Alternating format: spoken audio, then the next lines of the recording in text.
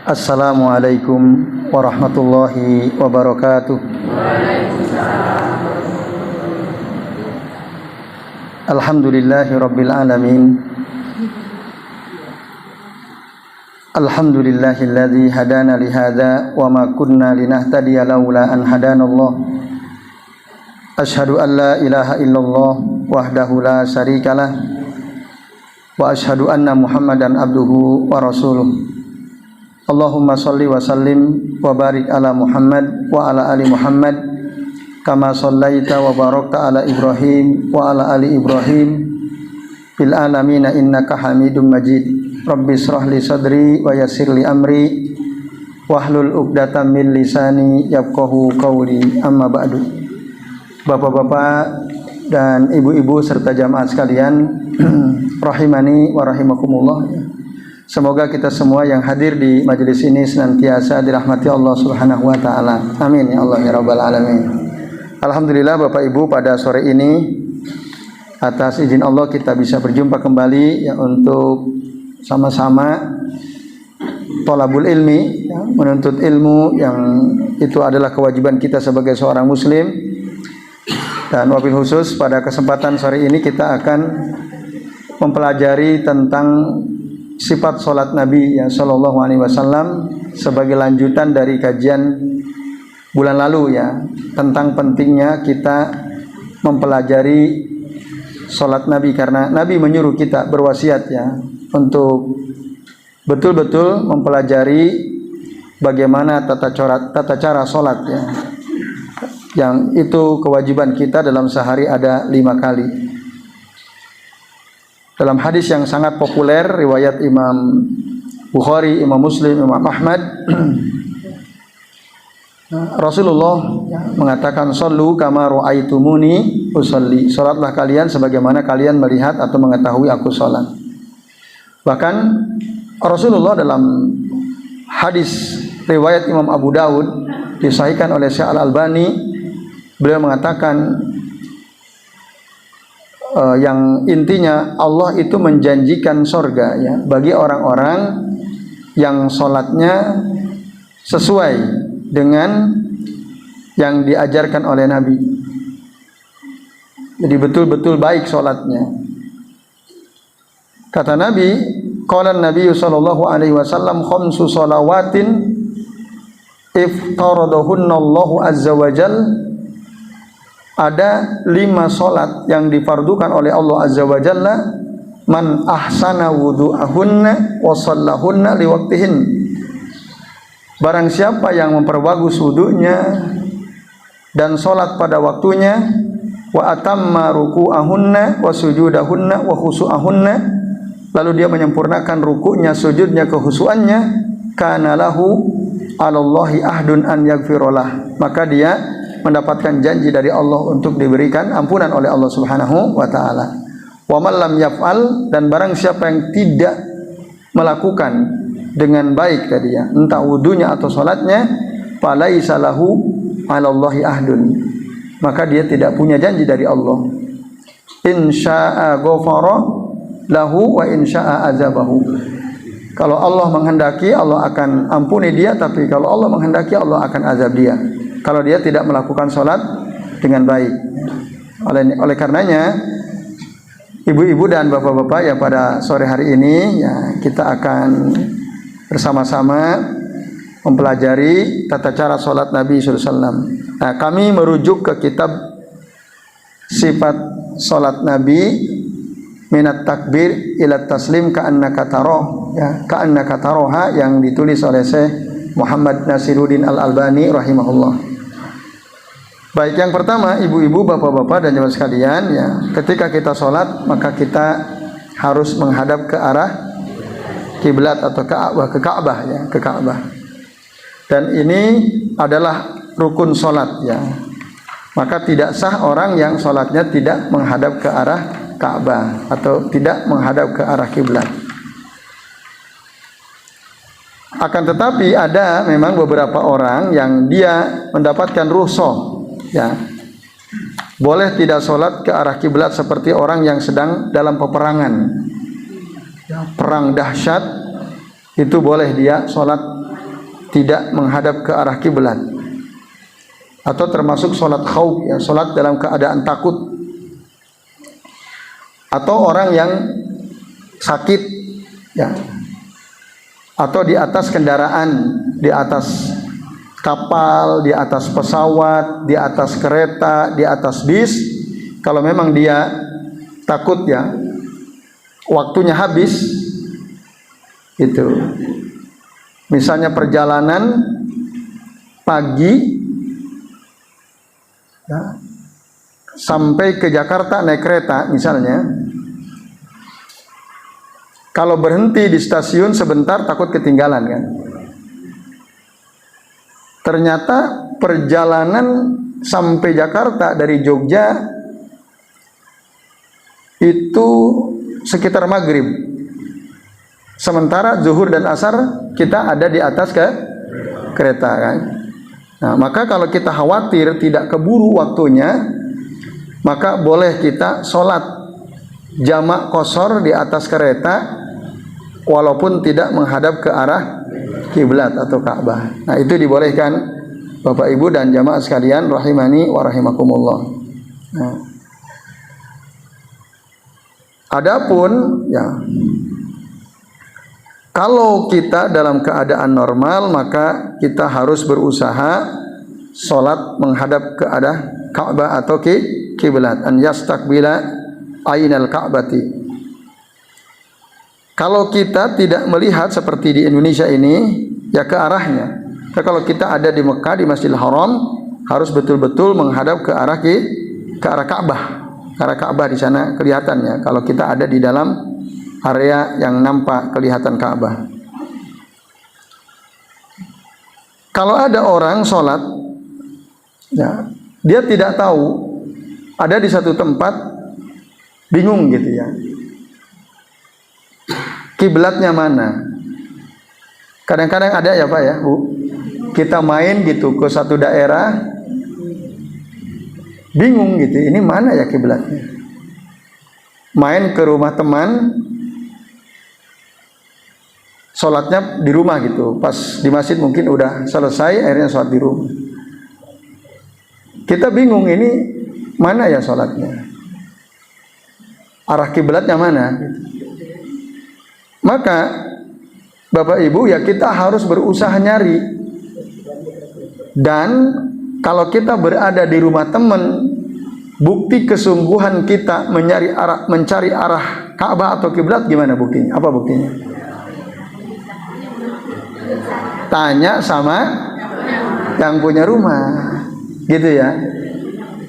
Kalau kita lagi besuk jaga yang sakit pasien, saudara kita atau teman kita, di rumah sakit bingung sholatnya kemana, apa bukti kalau kita sudah sungguh-sungguh mencari kiblat?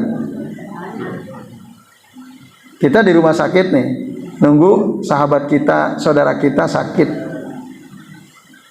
Pas waktu sholat tiba, kita sholat di ruang, di bangsal rumah sakit. Nah, kan tetap harus menghadap ke arah Ka'bah, ke arah kiblat. Harus dicari sungguh-sungguh. Apa bukti kesungguhannya? Kalau di rumah sakit, kalau kita udah sungguh-sungguh nyari arah Ka'bah, arah kiblat, tanya sama penjaga di rumah sakit. Ada Pak Bu, orang sholat di rumah sakit, ini pengalaman betul gitu, santri kami. Nah, jadi santri sakit ditunggu oleh santri, dia sholat, yang nunggu ini sholat. Setelah selesai sholat, ternyata salah gitu kiblatnya. Diulangi atau tidak sholatnya? Diulangi. Kenapa diulangi? Salah. Dan dia tidak sungguh-sungguh kalau dia sungguh-sungguh pasti nanya kan? Nah, sama perawat kah, sama petugas di rumah sakit, ini enggak. Itu harus diulang ketika, aduh Mas, jenengan salah loh Mas sholatnya, itu bukan kiblat, ulangi. Karena kita belum sungguh-sungguh. Nah, ini Ibu Bapak dan jamaah sekalian ya. Kalau ada teman kita main ke rumah kita, sholat, Dia nggak tahu kiblat, nggak nanya sama kita. Ternyata pas kita lihat dia sholatnya salah. Apa yang harus kita lakukan sebagai tuan rumah? Memberitahu, Bu, jangan salah loh Bu, itu bukan ke kiblat. Boleh nggak kita ajak ngomong dia lagi sholat? Boleh, boleh, asal jangan nunggu respon dia, nggak usah. Kita mengarahkan aja. Jangan sampai kita habis mengarahkan, kok menang wae Bu, kan aku udah kasih tahu. Nah, jangan. Kita hanya memberitahu. Kalau dia bingung, apa yang harus kita lakukan sebagai tuan rumah? Kita arahkan badannya, Bapak Ibu. Misalnya dia menghadap ke arah selatan, ya kan? Nah, sementara barat sana. Kalau kita udah kasih tahu, kok dia masih bingung, karena kan dia ada di tempat kita. Nah, maka kita balikan aja badannya. Itu walaupun tinggal 1 rakaat tetap sah sholatnya. Mungkin 1 rakaat pertama, kedua, ketiga dia menghadap ke selatan gitu ya. Pas di rakaat keempat kita arahkan, itu sah. Kalau kita yang sholat diarahkan, ya harus mau. Jangan ngotot. Kok aku lagi sholat kok dibalik-balikin? Ya kan salah kiblat kita. Nah, ini Bapak Ibu dan jamaah sekalian rahimani wa rahimakumullah. Karena kata Nabi, idza qumta ila sholati fa asbigil wudu summa staqbilil qiblata fakabbir. Kalau kamu sholat, ya, sempurnakan wudu kemudian menghadaplah ke arah kiblat baru kemudian takbir. Dalam hadis riwayat Al-Bukhari wa Muslim, atau dalam hadis yang lain dikatakan, ya, Bapak Ibu dan jamaah sekalian, Nabi itu kana idza arada an yusalli al-fardhata nazala fastaqbala al-qiblata. Nabi itu kalau beliau mau sholat fardu lagi di atas kendaraan, beliau turun lalu sholat menghadap ke arah kiblat. Itu kalau kendaraannya bisa di stop, punya kita sendiri, ya, mobil sendiri, motor sendiri. Kalau dulu unta sendiri atau keledai sendiri. Tapi kalau kendaraan umum, kereta, apa bisa kita stop, Pak? Stop dulu, aku mau sholat, tunggu kan? Nggak bisa kan? Nah udah, kita sholat ke arah kemana kereta itu berjalan. Itu Bapak Ibu dan jemaah sekalian. Nah, kemudian berdiri Bapak Ibu.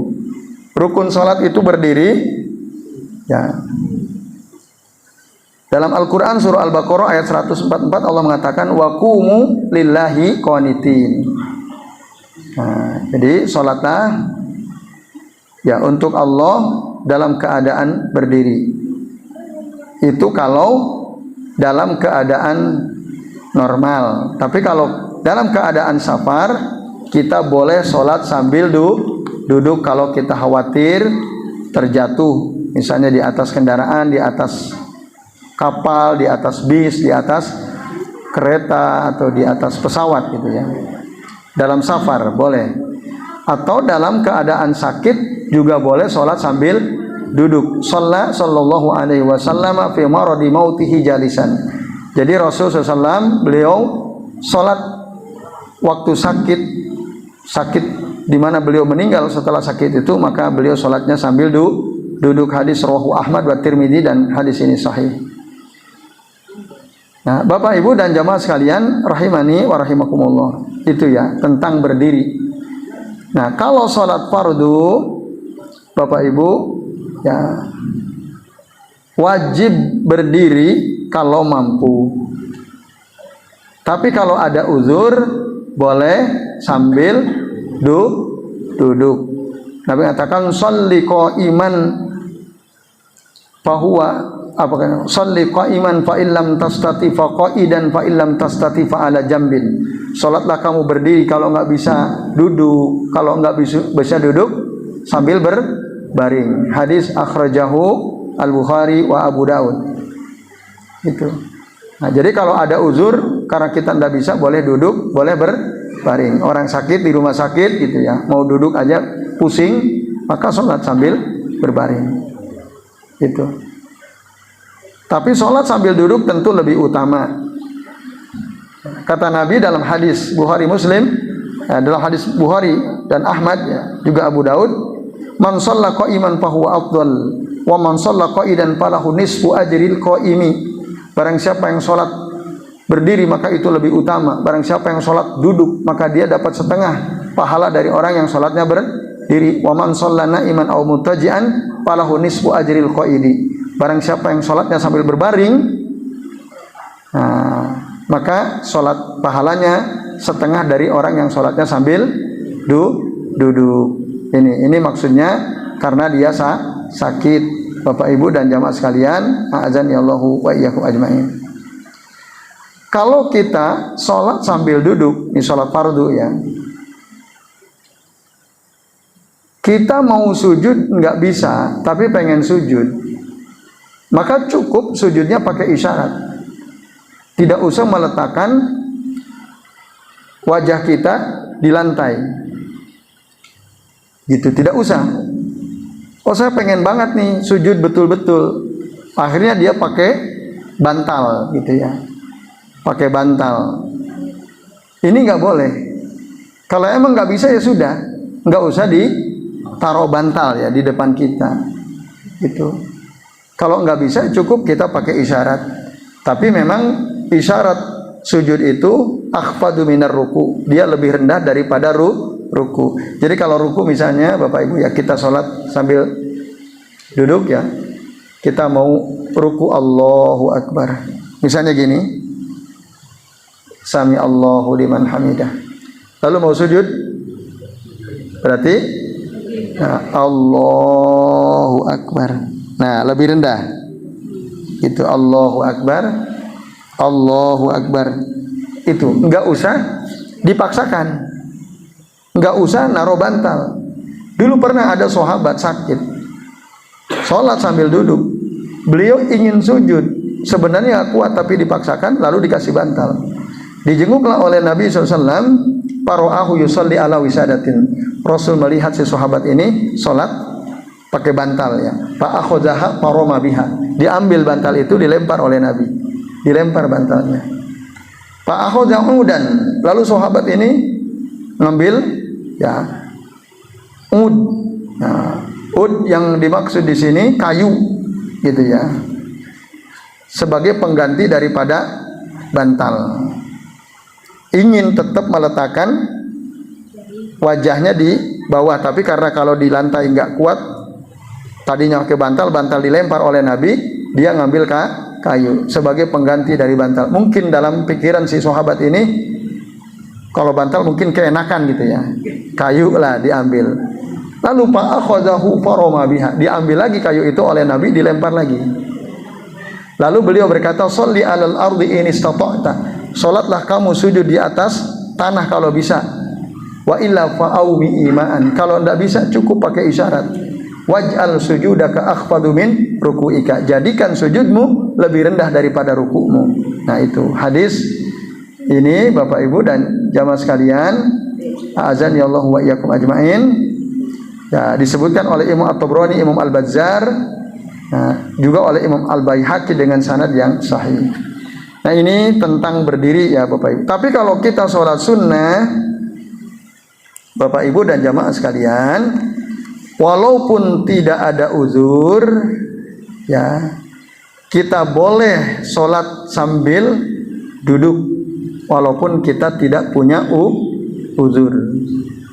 Kalau sholat sunnah, ibu bapak capek sekali ya, sholat isya capek, udah ngantuk, tapi tidak mau kehilangan keutamaan sholat rawatib kan, sholat sunnah. Lalu jenengan, saya mau tetap sholat sambil duduk, boleh, walaupun tidak sakit. Mungkin orang tanya, itu Pak Kris kok sholat duduk? Iya tadi sholat isya aja berdiri kok duduk. Nah, nanti tinggal dijelaskan aja bahwa kalau kita sholat sunnah, nah Bapak Ibu boleh sambil duduk walaupun tidak ada uzur gitu. Nah, para ulama ya membolehkan berdasarkan tentu dalil-dalil yang ada. Bagi orang yang sholat sunnah, dia bisa sholat sambil duduk biduni uzrin, tanpa ada uzur. Nah ini Bapak Ibu dan jamaah sekalian rahimani wa rahimakumullah. Kemudian atau sholat lail gitu ya, Bapak Ibu, kita pengen sholat malam, ya 4 rakaat lah minimal gitu ya. Tapi ingin memperpanjang bacaan. Kalau sholat malam boleh nggak Bapak Ibu buka Al-Quran, mushaf, boleh ya, dibuka. Kita ingin memperpanjang. Nah kemudian tapi kita capek gitu, maka boleh sebagian sambil duduk, sebagian sambil berdiri. Waktu baca surah Al-Fatihah sama baca surah Al-Fatihah, kita duduk gini ya, Al-Fatihah, terus misalnya baca surah Al-Baqarah. Lalu katakanlah kita mau baca sampai 50 ayat. Pada saat baca ayat ke-40 atau 45, kita berdiri. 5 ayat berikutnya dibaca sambil berdiri, kemudian ruku. Itu juga boleh. Dan itu pernah dilakukan oleh Nabi SAW berdasarkan hadis riwayat Imam Muslim dan Abu Dawud. Jadi Nabi itu kana sallallahu alaihi wasallam yusolli lailan tawilan qa'ima. Jadi Rasul pernah sholat malam panjang sambil berdiri, walailan tawilan qa'ida. Jadi pernah juga sholat malam panjang sambil duduk.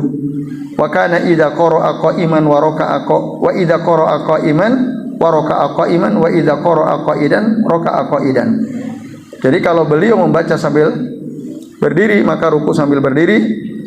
Waktu membaca sambil duduk, maka beliau rukunya juga sambil duduk.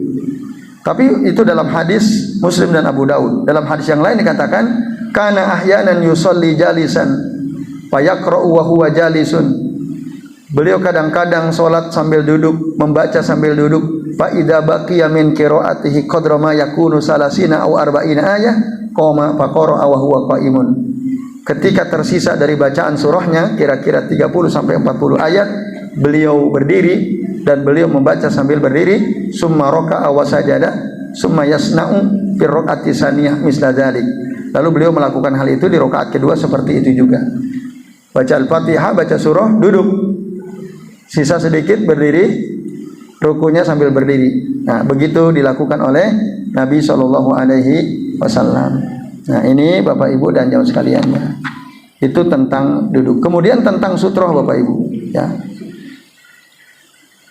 Ketika kita sholat Bapak Ibu, kalau menurut keterangan dari Syekh Al-Albani ya, wa yajibu an yusalliya ila sutratin, maka wajib seseorang itu sholat menghadap ke arah sutroh. Di depannya ada sutroh. Apa itu sutroh Bapak Ibu? Pembatas. Wajib. Kalau wajib itu tidak dilakukan berarti dosa kan?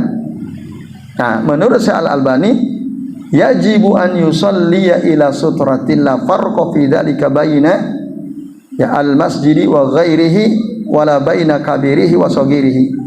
Tidak ada perbedaan apakah kita sholat di masjid atau di luar masjid. Maksudnya bukan di masjid, apakah di masjid kecil atau di masjid besar, maka sholat kita wajib mendekat ke sutroh. Apa kata Nabi? Ya, di dalam hadis yang sahih, qala Nabi sallallahu alaihi wasallam, la tusalli illa ila sutratin. Janganlah kamu sholat kecuali ke sutroh. Ya, di depannya ada sutroh. Wala tada ahadan yamurru baina yadaika. Jangan engkau biarkan seseorang berjalan di depanmu. Kalau kita punya sutroh, ada orang kok mau lewat di depan ini kita, ini sutroh, kita sholat di sini, ada orang mau lewat, itu jangan dibiarkan. Cegah, dicegah. Ya, itu Bapak Ibu. Ya. Kalau dia tidak mau dicegah, fa in aba falyuqatilhu fa inna ma'ahu qarin. Kalau dia tidak mau dihalangi, dicegah, maka dipaksa aja. Karena bersama dia ini ada setan, qarin. Kata Nabi ya dalam hadis riwayat Ibnu Huzaimah dengan sanad yang baik. Nah, ini bisanadin jayyid.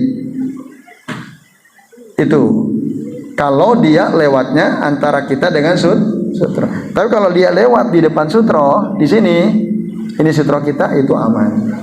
Tidak akan merusak sholat kita, ya biarkan aja. Orang lalu lalang lari, tidak masalah. Kalau di luar sutroh kita. Nah, ini Bapak Ibu dan jamaah sekalian.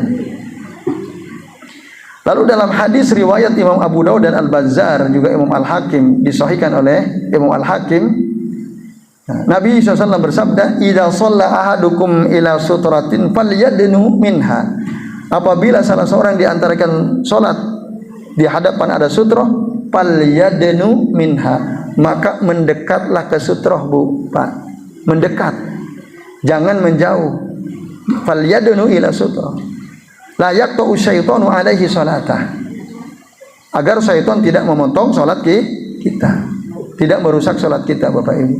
Nah, maka berdasarkan hadis ini, Bapak Ibu, kalau kita mau salat, entah itu salat wajib sendirian, misalnya orang udah rampung nih, kita datang ke masjid, orang udah selesai semua, atau kita mau salat rawatib, qobliyah, ba'diyah, itu jangan mundur ke belakang, cari sutro.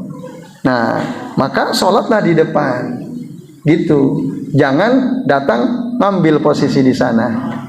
Banyak gak orang kayak begitu? Banyak. Di sini juga kayaknya masih banyak kan? Iya. Nah itu Bapak Ibu, tidak seperti itu.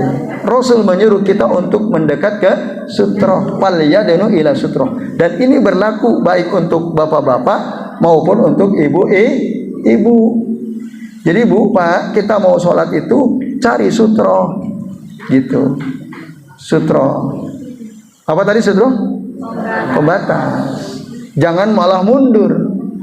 Jangan malah mundur. Tapi memang kata Syekh Al-Albani, kita lihat ya, banyak sekali orang di masjid-masjid sholatnya begitu. Iya kan? Ya, sholat di tengah masjid, mundur ke belakang, ba'idan anil jidari awisariya, jauh dari tembok atau jauh dari tiang gitu ya, menjauh sholatnya. Itu terjadi karena kelalaian. Ya itu. Ma huwa illa ghaflatun an amri Rasulillahi sallallahu alaihi wasallam wa fi'lihi. Nah, itu karena dia lalai, dia nggak tahu perintah Nabi, dia tidak tahu apa yang biasa dilakukan oleh Nabi. Betul atau tidak Bapak Ibu? Kita yang kalau sholat mundur itu karena kita nggak tahu kan? Nah, karena kita nggak tahu. Mudah-mudahan dimaafkan karena tidak tahu. Ya, kan kita baru tahu sekarang. Nah, kalau sudah tahu Bapak Ibu, mulai sekarang kalau kita mau sholat mendekatlah ke sutro. Seberapa jarak dekat sutro itu? Nah, nanti Bapak Ibu dan jamaah sekalian diterangkan oleh Nabi SAW. Ya, jarak antara kita dengan sutro itu ya antara kepala kita pada saat kita sujud dengan sutro itu kira-kira jaraknya hanya sekedar mamaru syatin. Ya, jarak kepala dengan tiang atau tembok itu mamaru syatin. Mamaru syatin itu artinya hanya jalan bisa lewat untuk kambing ya. Artinya nggak terlalu jauh gitu antara kepala kita dengan tembok. Nah, kalau kita mau jadikan ini sutroh, tirai ini, lalu kita sholatnya di sini, kejauhan, itu belum jadi sutroh. Maka maju ke sini kira-kira, atau maju sedikit, yang kira-kira sisa antara kepala kita dengan sutroh bisa dipakai jalan oleh kambing, lewat kambing. Nah, ini keterangan dari Nabi SAW. Itu ya Bapak Ibu. Jadi pakai sutroh dimanapun kita sholat, gitu. Dimanapun kita sholat. Karena tadi Nabi jelas mengatakan, ya, idza shalla ahadukum ila sutratin falyadnu minha. Nah, maka hendaklah dia mendekat dari sutroh tersebut. Nah, agar apa? La yaqta'u asyaitanu alaihi salatah, supaya syaitan tidak memotong atau merusak salat kita. Nah, kita harus cari tembok di depan. Oh, enggak ada. Kenapa? Di sop pertama udah penuh. Misalnya ya. Di belakang tiang. Di sini ada enggak tiang masjidnya? Oh, enggak ada tiang. Di mana terus sutrohnya? Di belakang orang yang sedang zikir, gitu caranya. Jadi orang yang sedang berzikir bisa kita jadikan sutro, gitu. Nah, kita berusaha mencari sutra. Itu Bapak Ibu dan jamaah sekalian rahimani wa rahimakumullah, gitu ya. Kalau kita di luar masjid, ya sholat di tempat terbuka, tidak ada sutra, ya, kita bawa motor, bisa motor kita jadikan sutra, mobil kita jadikan sutra. Kalau dulu unta dijadikan sutra, itu boleh kendaraan kita. Nah, itu. Dan syaratnya sutroh itu Bapak Ibu dan jamaah sekalian, ya, syaratnya sutroh itu ada tingginya, gitu. Ada tingginya. Wa yajibu an takuna as-sutratu murtafi'atan 'anil ardi nahwa shibrin aw shibrain. Wajib sutroh itu tinggi, ya kira-kira 1 jengkal. Itu kira-kira, atau bisa lebih dari itu. Kata Nabi, idza wada'a ahadukum baina yadayhi misla mukhirati ar-rahil falyusalli.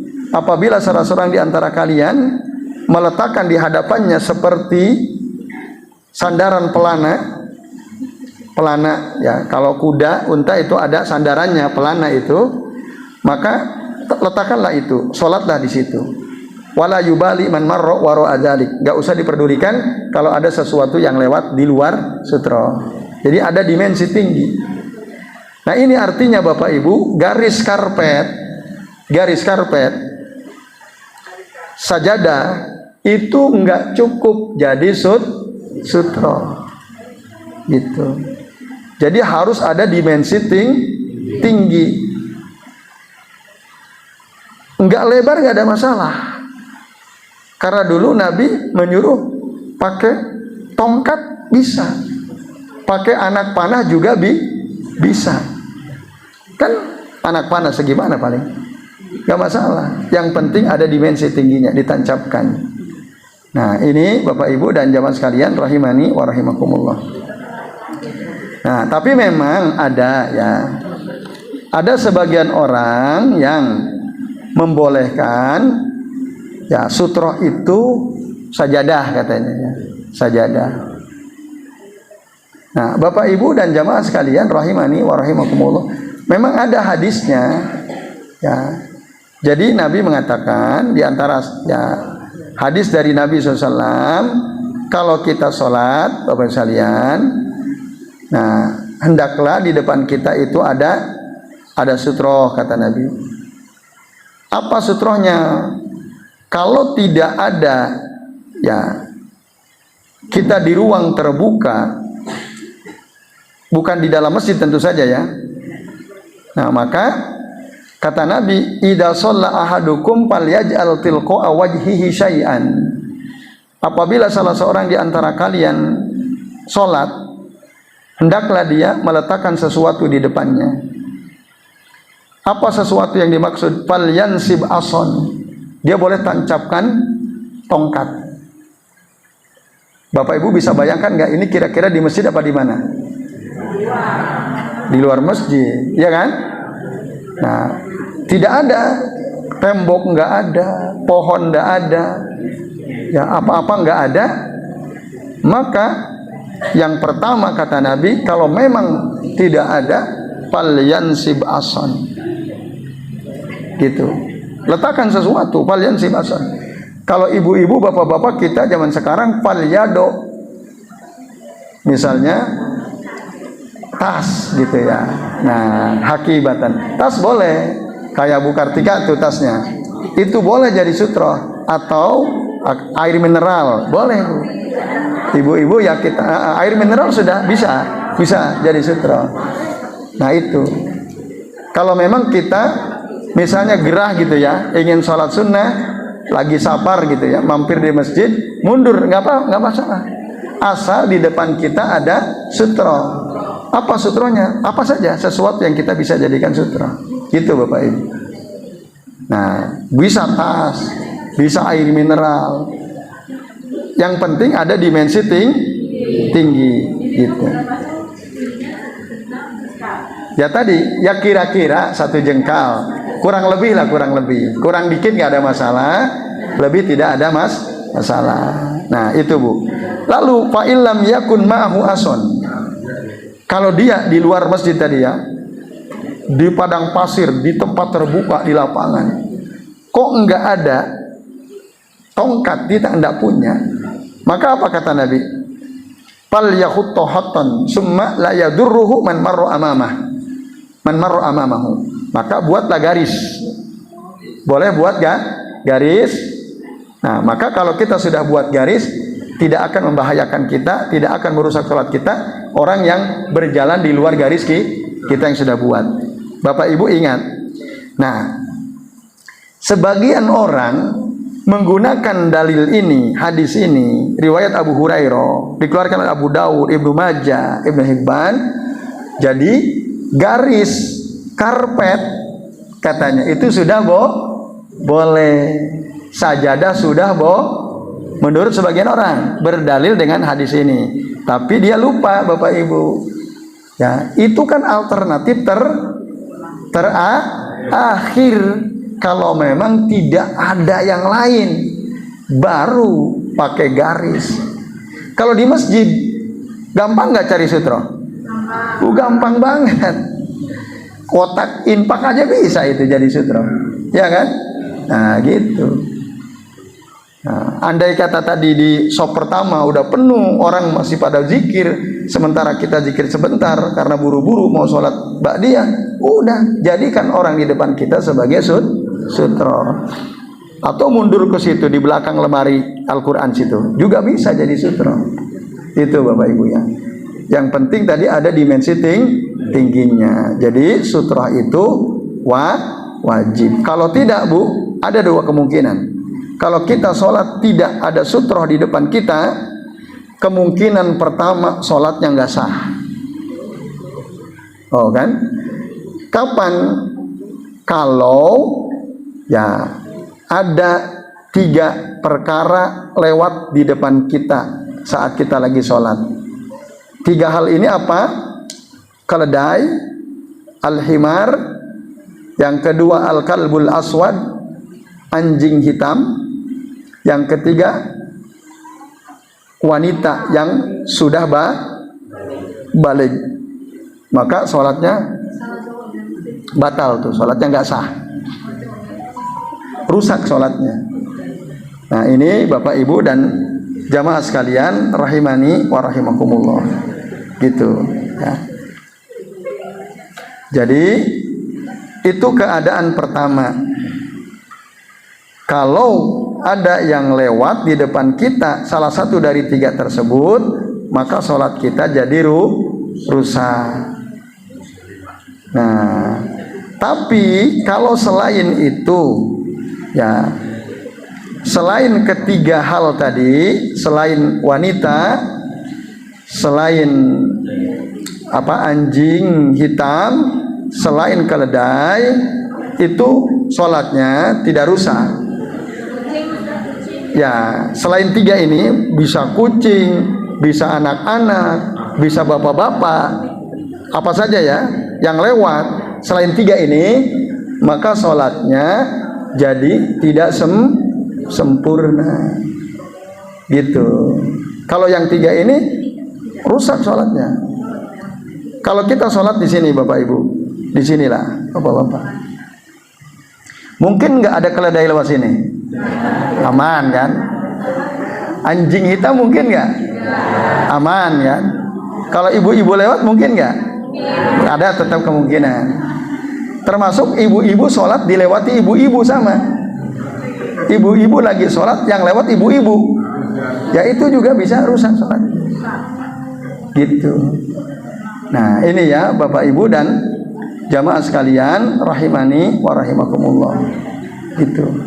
Nah selain 3 itu, maka sholatnya jadi tidak sempurna, selain yang 3 tadi. Nah ini berdasarkan hadis Nabi, kata Nabi, yaqta'u sholata ar-rajuli idza lam yakun baina yadayhi ka akhiratir rahil memotong sholat seseorang kalau dia di depannya tidak ada sutroh seperti sandaran pelana tadi. Apa yang bisa merusak memotong sholat kalau ada yang lewat? Yaitu al-mar'atul haidi, wanita haid, maksudnya wanita yang sudah balik.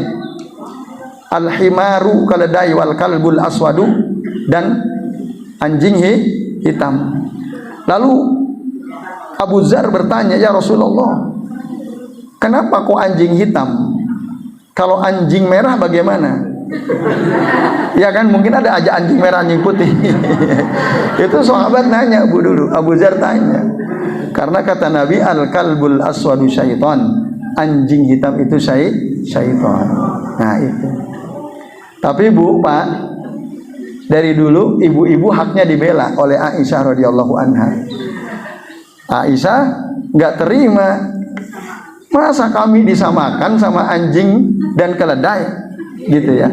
Nggak terima Aisyah, karena memang Aisyah tidak pernah mendengar hadis ini dari Nabi langsung, tidak pernah. Nah, maka Aisyah mau membantah ketika ada sahabat yang menyampaikan bahwa Nabi pernah bersabda seperti yang tadi kami sampaikan.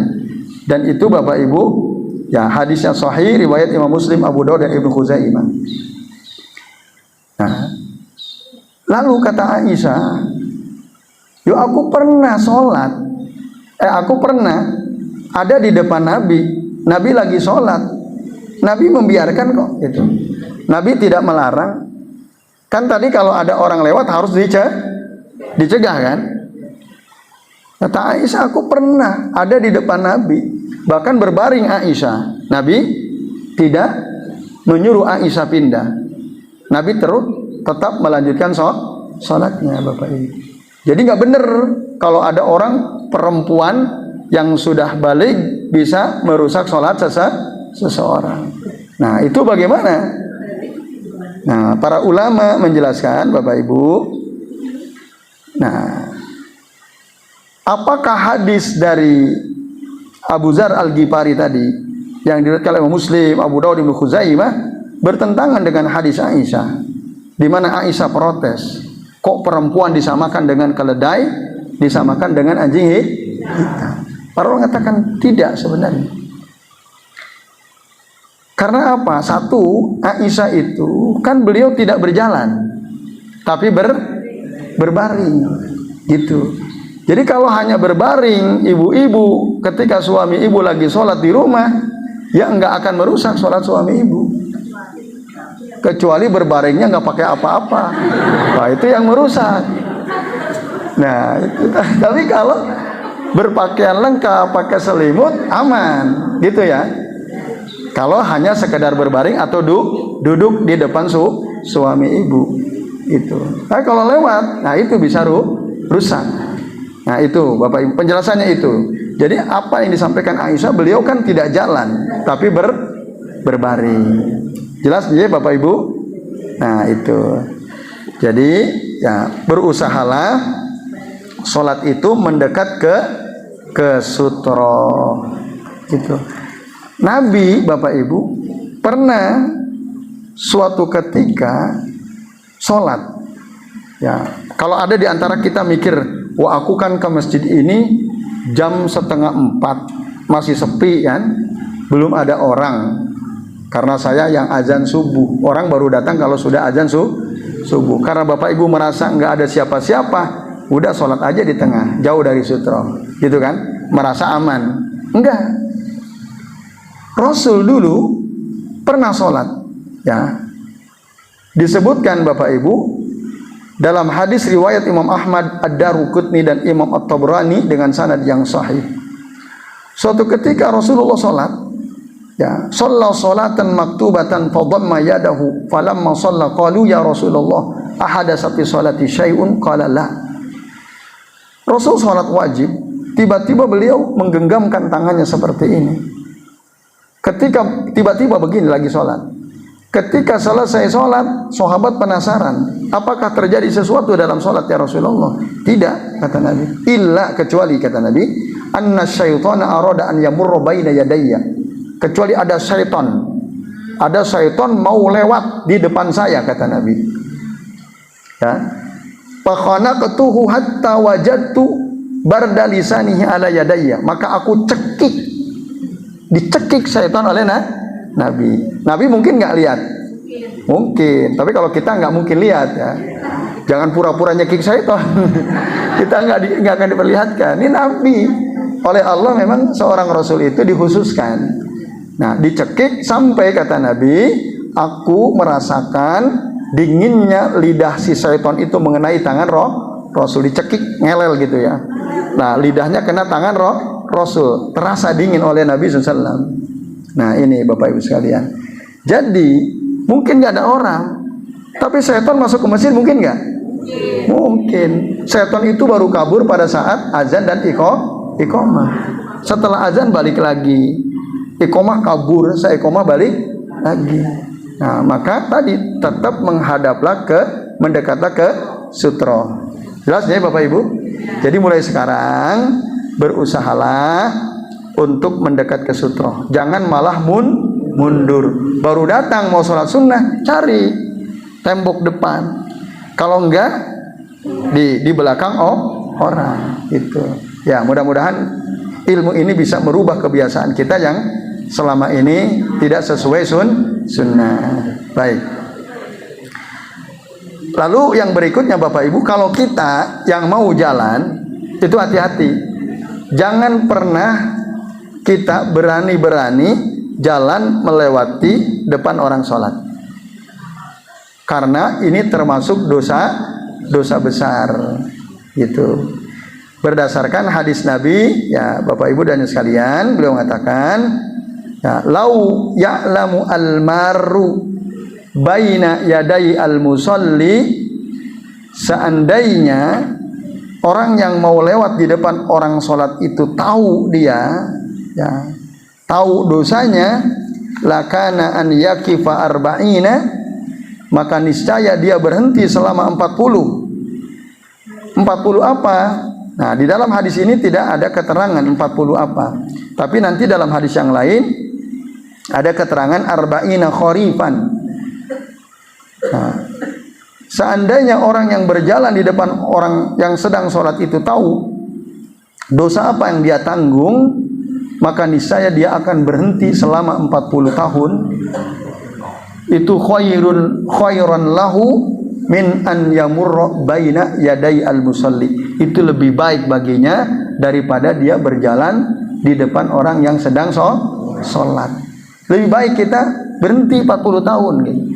Nah, ini menunjukkan berarti dosa berjalan di depan orang yang sholat itu besar Bapak Ibu.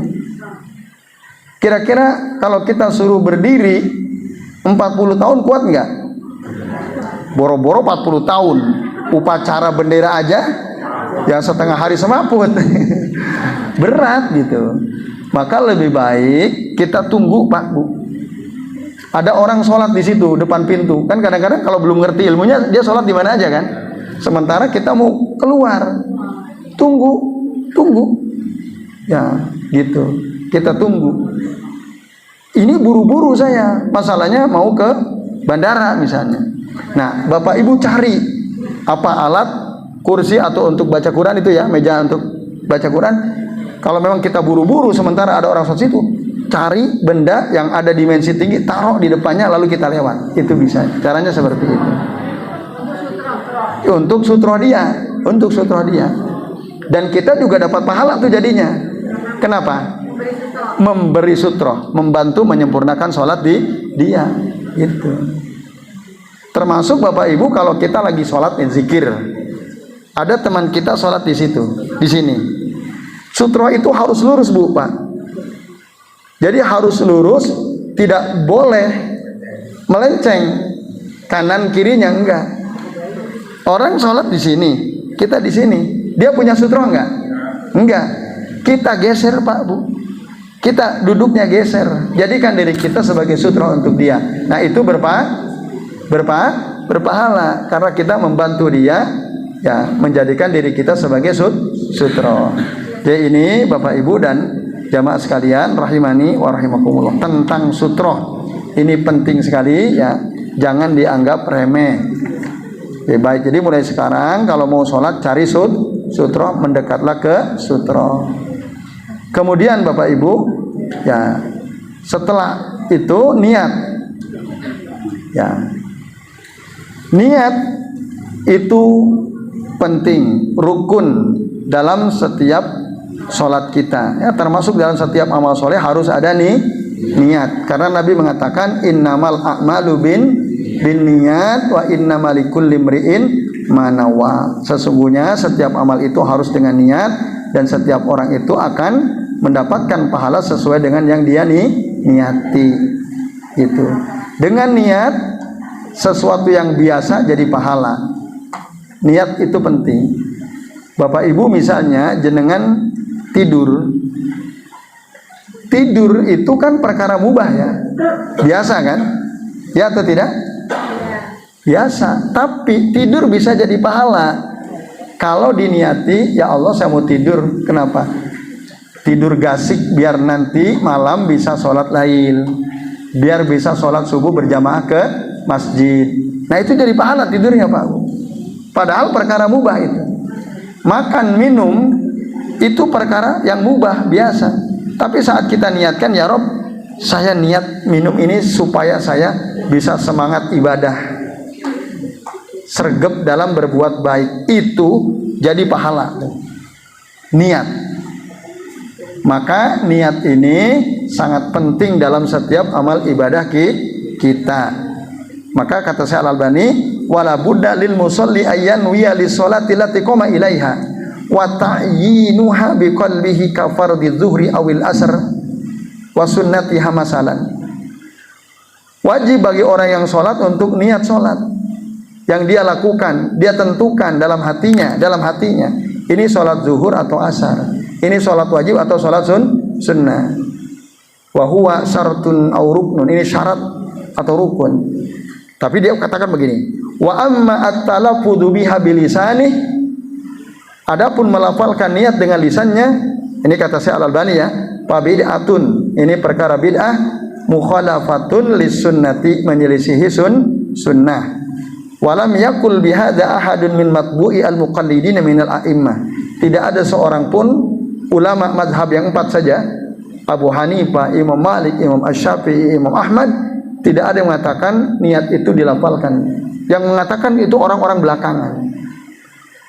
Nah, sehingga banyak di antara kita kalau sholat kan melafalkan usolli fardhal maghribi salasa rakaatin mustaqbilal kiblati makmuman atau imaman lillahi ta'ala Allahu akbar. Itu orang belakangan.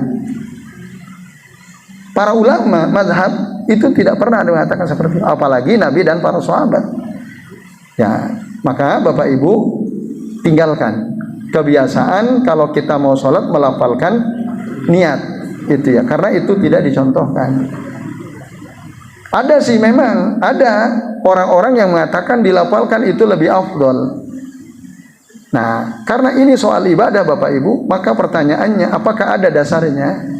Apa ada dalilnya? Misalnya Nabi menyuruh sahabat kalau kamu mau sholat niat, ucapkan niat, tidak ada. Oh ada kok dalilnya, ada memang. Mereka menggunakan 2 dalil. Dalil yang pertama haji atau umroh. Waktu Bapak Ibu haji atau umroh kan mengucapkan apa waktu saat naik dari Bir Ali naik bis? Niat, gimana niatnya? Yang pernah haji atau umroh gimana tuh ucapannya? Labbaik Allahumma umratan atau Allahumma hajjan kalau haji, umroh umratan. Itu bukan niat Bapak Ibu. Itu namanya talbiyatul ula. Kan labbaik, ya Allah aku ya memenuhi panggilanmu. Itu bukan niat. Bukan niat. Niat itu mahallu hafil qalbi, tempatnya dalam hati. Wa talaffudu biha bid'ah. Tadi melafalkan niat itu bid'ah. Maka tidak cocok kalau menggunakan dalil itu. Yang kedua katanya, dalil yang saya baca dari keterangan mereka yang menganjurkan untuk melafalkan.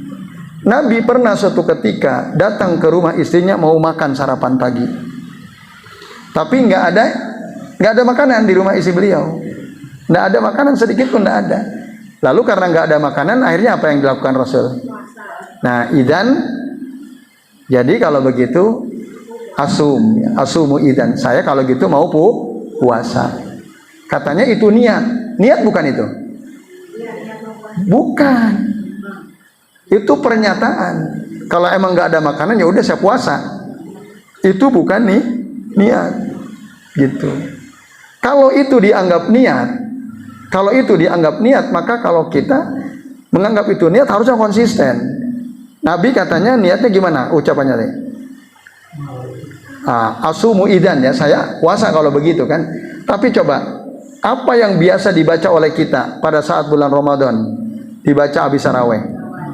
Nawaitu sauma godin an adai pardi syahri Ramadana hadhihi sanati imanan wa ihtisaban lillahi ta'ala. Sama enggak dengan ucapan Nabi?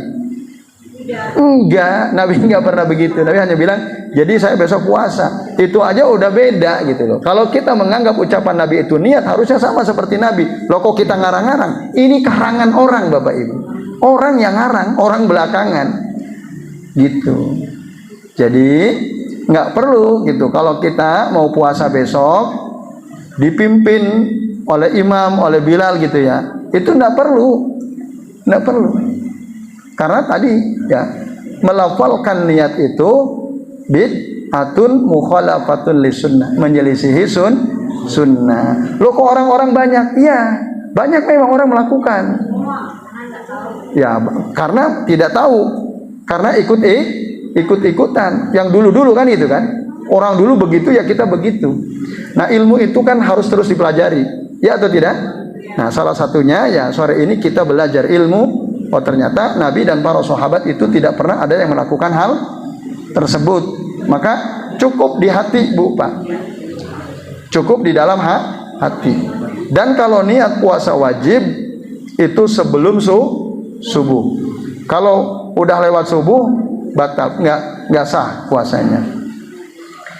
Bapak Ibu, contoh begini. Habis taraweh jenengan cari tukang tongseng. Ada orang tanya, Bu, Pak, mau kemana? Cari tongseng. Buat apa sahur? Itu niat bukan? Kita anggap niat apa bukan? Pernyataan kan? Tapi ketika dia menyatakan begitu, dia punya niat puasa nggak besok? Punya kan? Niat dalam hatinya. Kan ditanya orang, dia bilang, saya mau cari tongseng untuk sahur. Bapak Ibu, qadarullah, bangunnya jam 6. Ya, jam 6 kesiangan. Sempat sahur nggak kira-kira? Tidak kan? Sah nggak puasanya? Kenapa? Karena sudah punya niat gitu. Sudah punya niat. Nah itu, jadi niat itu dalam hati.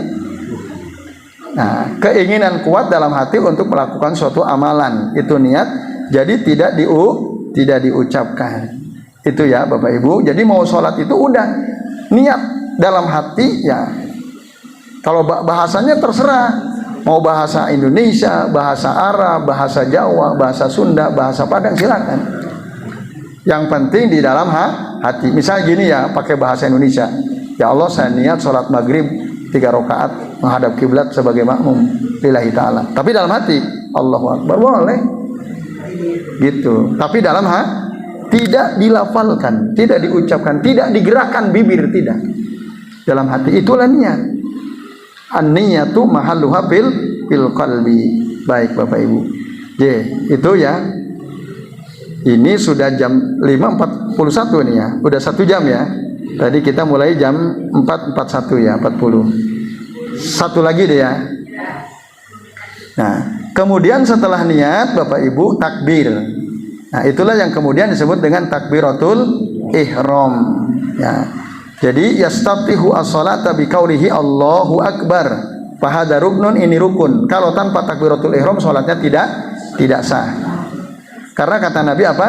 Miftahu sholati at-tuhuru wa tahrimuha at-takbir. Kuncinya salat adalah bersuci dan tahrimuha apa? Tahrimuha itu maksudnya diharamkannya melakukan segala sesuatu, mengucapkan segala sesuatu di luar ucapan dan perbuatan di luar salat adalah takbir. Maka itu disebut dengan takbiratul ihram. Ketika kita Allahu Akbar, maka minum jadi haram. Sekarang kita minum boleh nggak Bapak Ibu? Boleh. Contohnya contoh ya, minum nih. Boleh, itu mubah. Tapi kalau kita sudah Allahu Akbar, minum boleh nggak? Haram. Gitu. Itu maka disebut takbiratul ihram.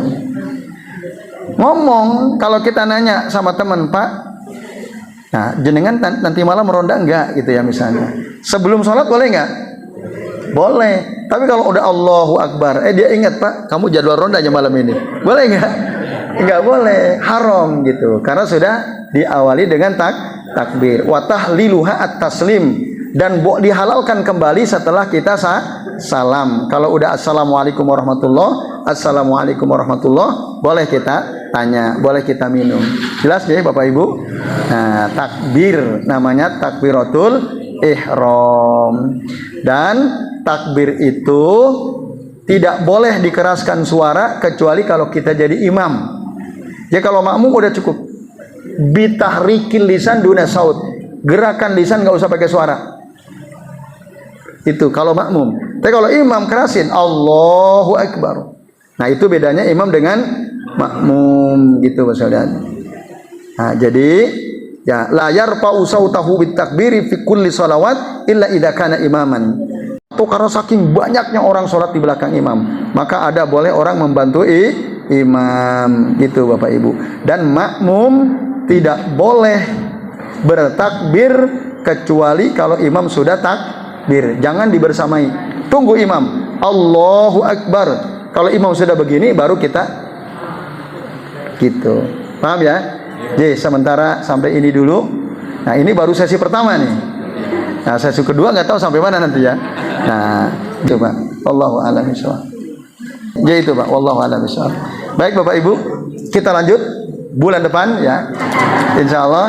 Nah, alhamdulillah kita akhiri wasallallahu ala Muhammadin wa ala alihi washabihi wa baraka wa sallama alaihim ajmain. Billahi taufiq wal hidayah. Wassalamualaikum warahmatullahi wabarakatuh.